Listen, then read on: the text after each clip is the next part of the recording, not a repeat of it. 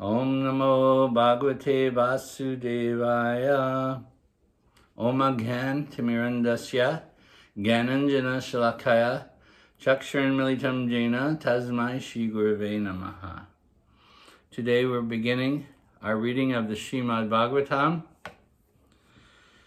We're in chapter 1 then, first verse. Om Namo Bhagavate Vasudevaya. Janmadyasya jato nyavyad itartas charteshu abhigasvarat. Tene brahma hrida ya adhikavye muyanti yat sarayaha. Te jobari midam jata vinimayo yachachi sargo misha. Dhamna svena sada nirastra kuhakam satyam param dhimahi. Let us meditate upon the absolute truth. The Bhagavatam opens up with the salutation of Om.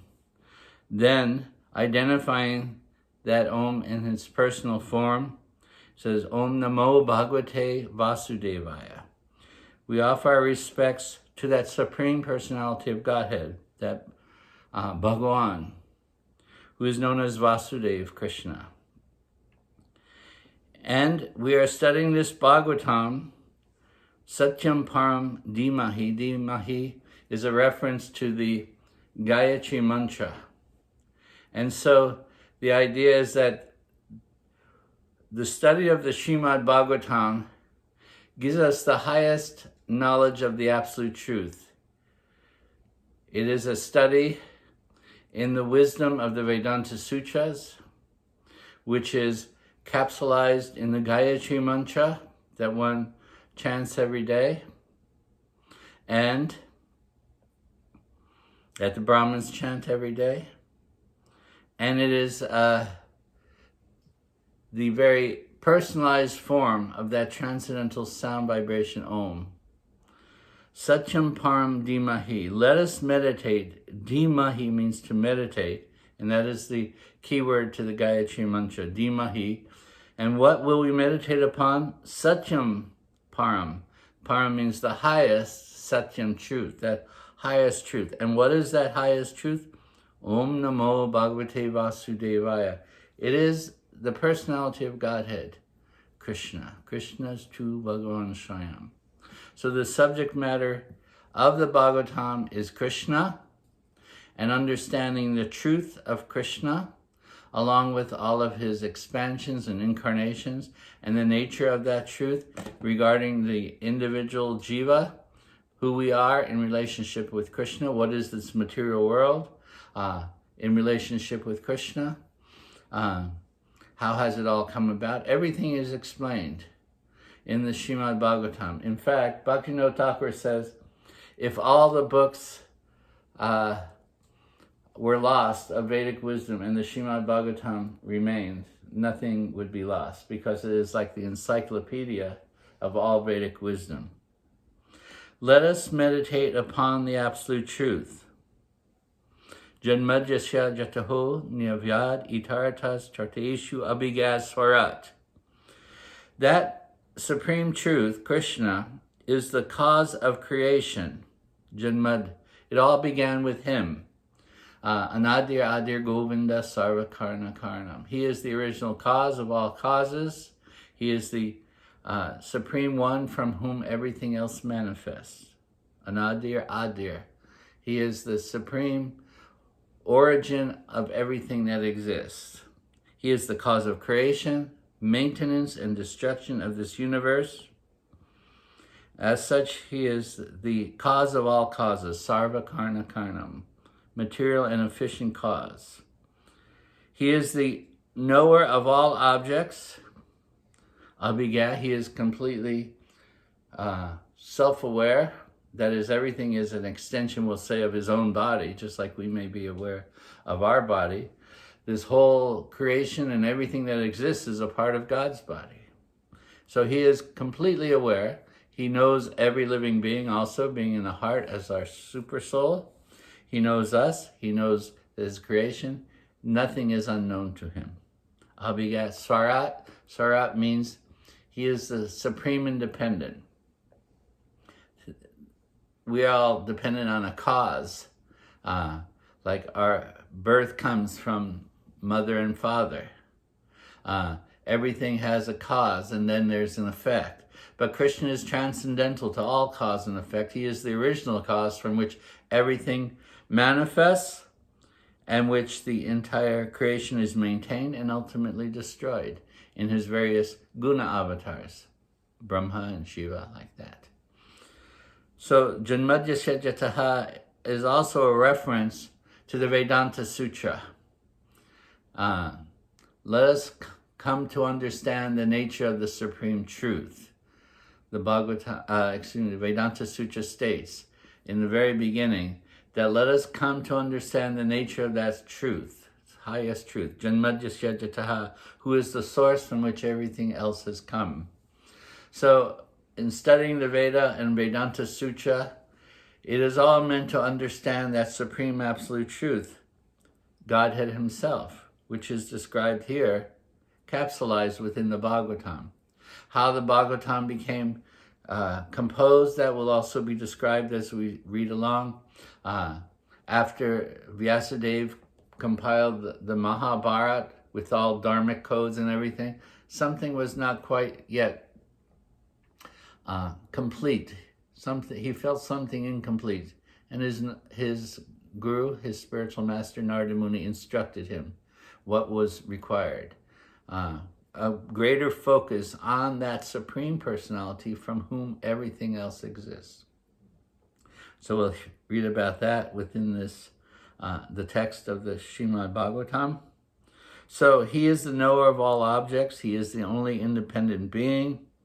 He revealed the Vedas first to Brahma within his mind. The absolute knowledge of the Veda manifested through Brahma, but it was Krishna Vasudeva who manifested that wisdom within the heart or mind of Brahma. And Brahma is said to have 4 heads, and thus he spoke 4 Vedas like that. This wisdom is difficult to understand, even for the learned. In other words, it is not simply based upon intelligence. Vedic wisdom is not only based upon one being highly intelligent. What is required is the mercy of the Supreme Lord within the heart, who reveals that truth, just as he revealed it to Brahma. So we will hear the knowledge, reflect upon that knowledge, and realize that knowledge. We first hear, then we contemplate it, and then it becomes revealed, understand, or matured, like planting a seed, and then pouring water. First the good soil of hearing, then pouring water, reflecting upon that, and then by the mercy of the sun it begins to bloom. And so by the mercy of God, the knowledge of the wisdom of the Bhagavatam becomes revealed. And it is stated that he who has perfectly heard the Bhagavatam becomes a living form of that Bhagavatam. There's a saying, you are what you eat. So more importantly is, you are what you hear. You hear the Bhagavatam, you contemplate the Bhagavatam, and then you realize the Bhagavatam. By the mercy of the Supreme Personality of Godhead, all this becomes manifest. This is the sadhana, the wisdom of the practice of Krishna consciousness or Vaishnava Dharma. So it is difficult to understand simply with the mind or mental intellect. One has to dedicate oneself to the process. Tad vidhi panipatena paripashnena sevaya. Krishna says like that, you have to accept the Guru and you have to hear from him. You have to meditate upon those teachings. You have to live those teachings like that. Ultimately, it becomes manifest in your life. Those who are ignorant think that the body of the Supreme Lord is matter. This is due to their own illusion or influences of Maya upon them. And thus they mistake, just like one mistakes fire or water or earth for one another. In a mirage, you may think you see water in the desert, but it's only the heat of the sun reflecting on the sand. So one can misunderstand the nature of Krishna, thinking that he is an ordinary person. But Krishna is Bhagavan, the supreme truth, from which everything else has come. So people misunderstand. They think that maybe God manifests within this world and takes on a material form. No. There's nothing, there is no duality in the supreme truth. He manifests in his own spiritual form. So those under illusion think that God must also come under illusion. This is a Mayavadi teaching.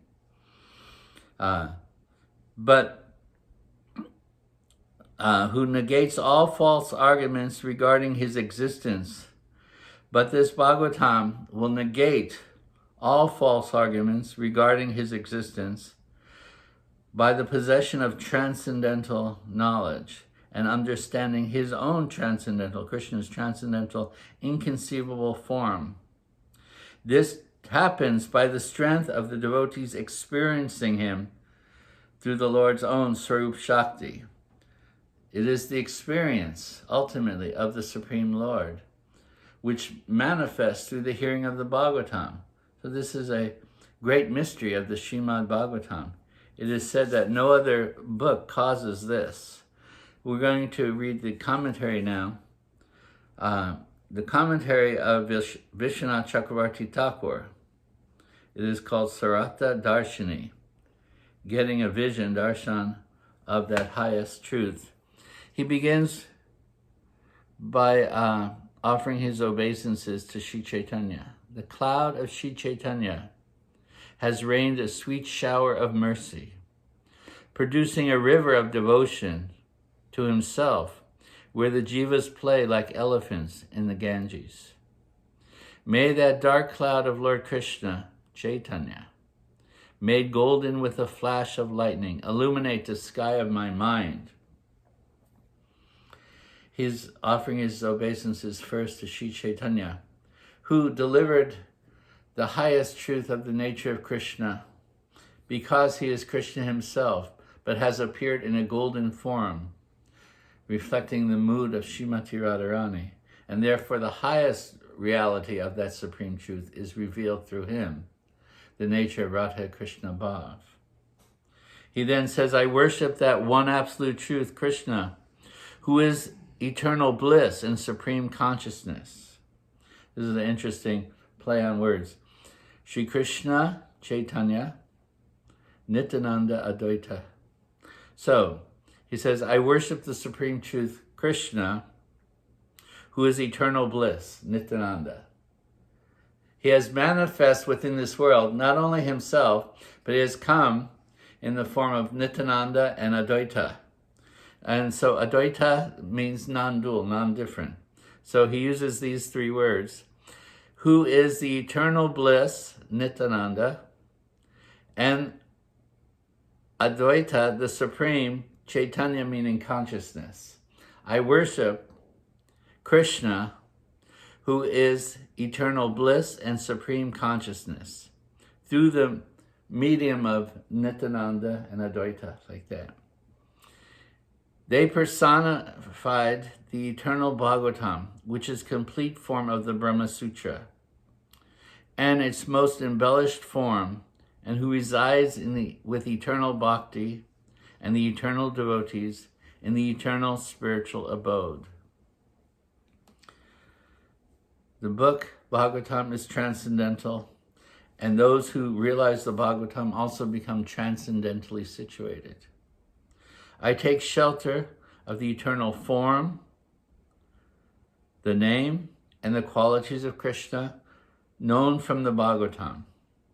The Bhagavatam describes the form, the name, and the qualities of Krishna, which I have studied now for a long time by the mercy of my Guru, who gave me the Bhagavatam. We know that Srila Prabhupada's first book of translation was the Srimad Bhagavatam, which he carried across the ocean. This was considered the most important thing for him, to bring the wisdom of the Bhagavatam to the Western-speaking countries. So he began here in America, and he brought the Bhagavatam. The first 3 volumes was his efforts there in translating the English, translating the Sanskrit into English and adding his own explanation or commentaries, following in the mood of Visvanatha Cakravarti and other commentators. So I take shelter of the eternal form, the name, and the qualities of Krishna known from Bhagavatam, which I studied for a long time by the mercy of Guru. After having studied the Vaishnava Toshni of Sanatana Goswami, there Sanatana Goswami, the follower of Sri Chaitanya, an intimate follower of Sri Chaitanya, has given an explanation of the Bhagavatam through his own Vaishnava Toshni, and having understood the conclusions of Lord Chaitanya from the Sandarbhas of Jiva Goswami has also given us the conclusions of Sri Chaitanya in his own writings, the Sandarbhas. So all this knowledge actually was by the instructions of Sri Chaitanya, the Goswamis of Vrindavan, headed by Rupa and Sanatana and Jiva Goswami primarily, they gave us the books by which all this knowledge of Sri Chaitanya Mahaprabhu was contained, with explanations of the Bhagavatam and leading us to the highest reality or the highest truth of Golok Dham, like that. So after having understood the conclusion of Lord Chaitanya from the Sandarbhas of Jiva, I also offer my obeisances to Sridhar Swami, by whose mercy I have also come to understand. The Sridhar Swami was Lord Chaitanya's referenced him as the first commentator of the Bhagavatam. So I now produce this commentary with the attempt to show the essence of the Bhagavatam. So Visvanatha Cakravarti Thakur says, I'm taking all this knowledge that I have understood, studying the teachings of Sanatana Goswami, studying the teachings of Jiva Goswami, studying the commentary of Sridhar Swami. I now condense this and produce my commentary here, which will be the essence of this knowledge. Then he says, I am not learned. I am being rash in this attempt. The cause being either my own foolishness or the causeless mercy of the Lord. He says, I don't know. I've undergone this attempt to explain what is the Bhagavatam. Is this my own foolishness? Who am I to explain this? But maybe it's the mercy of the Lord who is inspiring me. And it gives rise to this manifestation, even in an unqualified person as myself. So the Lord can actually take shelter even of those who are unqualified and make them qualified. If it's my foolishness, it will produce mockery. And if it's the cause is the mercy of the Lord, it will produce bliss with every word for all the devotees. If it is a true commentary, the devotees will feel great joy on hearing every word. And if I'm doing this out of rash foolishness, then everyone can see it as a mockery to the actual truth. So he's being very humble here. I don't know what the cause of this is. I just know I'm being pushed forward to write this. Srila Prabhupada also said that he did not actually write the commentaries, that the devotee actually feels the Lord working through them and producing their words like that. I offer myself and everything that I have to the absolute Lord, who is dearer than life, to all of the cowherd men and women, and to the service of his dear devotees. It is not so surprising that this popularly read scripture has the qualities of the absolute entity Brahman, comparable to the fruit of a desire tree, a lamp, and a sun. I praise this work, which assumes the form of Mohini in the assembly of devas and demons, giving the sweet topics of the Lord to the devotees, but denying them to the demons. The reference is the churning of the milk ocean. That this Bhagavatam can enlighten the devotee, but will bewilder the non-devotee. So just like the churning of the ocean, the devas got the nectar, the amrit, and the demons were bewildered by the form of Mohini, a form of illusion. Swayam Bhagavan, the sweet ocean of all auspicious qualities, that original personality of Godhead, the Swayam Bhagavan. He is the sweet ocean of all auspicious qualities, the king holding the greatest power, the most splendid sun, shone and then disappeared at scheduled times over the earth. The meanings of various scriptures, the Puranas, the histories, placed in 3 groups of men, are classified into 3 groups, and are like night watchmen guarding the treasure of the satisfaction of the heart. But through time, destiny, appearance of irregularity, even laziness, some of the meanings have fallen into deep sleep. Krishna says that he appears when the consciousness of mankind has fallen asleep, when mankind has become bewildered by the influences of Maya and lost its true insight to the nature of what is life and the purpose of life. Maybe destiny, the appearance of irregularities, even laziness. But for whatever reason, the living being has fallen into deep sleep. And Krishna says, Jada Jada hi dharmasya glanir. At that time, I will come. So in the Kali Yuga, also the Lord has come as Sri Chaitanya Mahaprabhu to awaken our consciousness, as with the reference before, to awaken our consciousness, Nityananda Advaita Chaitanya, that to experience that eternal bliss with the awakening of supreme consciousness, Nityananda Advaita Chaitanya.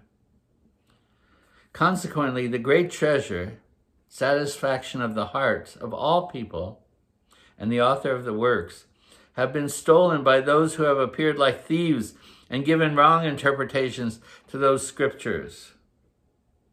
In the reference of the churning of the ocean, the idea was that the demons wanted to steal away that nectar. So sometimes even this transcendental knowledge is stolen away and presented in an illusory form that is not with the proper or spiritual conclusions that it holds, but with their own mundane interpretations, ultimately resulting with the falsehood of I am God, like that, the Mayavad idea. So we are the servants of God, but they propose the idea that we are all God, like that. So such demoniac thinking, by using even the scriptures, has been seen within the Kali Yuga. It is understood from the following that the people in general are naturally inclined to enjoy Jugjupsitam dharma krite anushata swabhava raktasya mahan vyaktikramaha. They have a nature, the people in general have a nature to simply enjoy. And we want to be that supreme enjoyer. That is God's position. He is Swara, completely independent. But we want to imitate that. And so we find ourselves within this material world. We want to imitate that. But this is the inclination of the fallen jiva within the material world. He has that inclination to enjoy. And you have encouraged them in that way, in the name of religion. And this is verily condemned and quite unreasonable. This was the instructions of Narada to Vyas. In your writing of the Mahabharata, you have given us the codes of Dharma and like that, but you haven't focused on the reality of the jiva's identity as the servants of the Supreme Lord, and therefore will take up all the rituals with the idea of enjoying. All the Vedic rituals can be employed for the purpose of enjoying life. Let us gain the heavens. Let us gain wealth. Let us get beautiful women. So many different things through the mantras and the rituals of the Veda. This is not the purpose. So in this way, Narada actually criticizes Vyas. You haven't actually pinpointed the conclusion of Vedic wisdom. Therefore, there has to be a further supplement to the Mahabharata, which becomes the Srimad Bhagavatam. And we'll see how the Mahabharata, actually I've been reading the Mahabharata daily now, and I can see how the beginning of the Bhagavatam describes, in essence, what the Mahabharata has given us, the storyline and all of that. And even just the other day, I was reading the story of Maharaj Parikshit in the Mahabharata, and how he put the snake on the sadhus, and the sadhu's son cursed him like that to die in 7 days. That story is given here, but it's also there in the Mahabharata. And we know that the remedy was that Maharaj Parikshit came and heard the Bhagavatam. That was the remedy for preparing himself and cleansing himself from anything that was inauspicious in his life, and preparing himself for death ultimately at the bite of Takshaka, the serpent. But that story is also given in the Mahabharata. So I was just reading that. And so it is, the Srimad Bhagavatam kind of picks up where the Mahabharata leaves off, giving us a summary of it, and then refining the wisdom there to understand the nature of the Supreme Absolute Truth. As Krishna states, Jadahi Dharmasya Glanir Bhavati Bharata, whenever there's destruction in Dharma and a rise of Adharma, I manifest myself within this world. As well, according to the Gita, the Lord comes to save the devotees and destroy the demons. And to destroy the demons here means to destroy this Mayavadi concept. Prabhupada often referred to that, to destroy this Mayavadi concept that I am God. The illusion that we're all-powerful, we are great, we are God in the ultimate essence. All Maya, all illusion. So ultimately, Krishna appears now in the Kali Yuga also in the form of the Srimad Bhagavatam. It says, the Bhagavatam itself says, the Lord appears through the wisdom of the Bhagavatam to manifest light in this darkened age. So just as he appears as Matsya among the fish, Varaha among the animals, Hamsa among the birds, as Swayam Bhagavan Krishna among the humans, Upendra amongst the Devatas, so the Lord has now appeared as the crown jewel of the scriptures, the Srimad Bhagavatam, amongst all the Vedas. It is the crown jewel, and it is for restoring Dharma and delivering the devotees. This is the purpose of the Bhagavatam. And that's why Prabhupada considered it so essential to bring this Bhagavatam to the West, to awaken people's consciousness,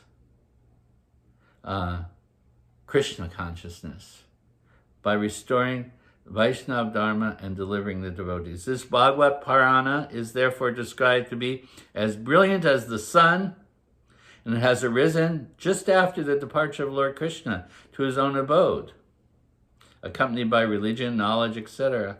Persons who have lost their vision due to the dense darkness of ignorance in this age of Kali will get light from this Purana.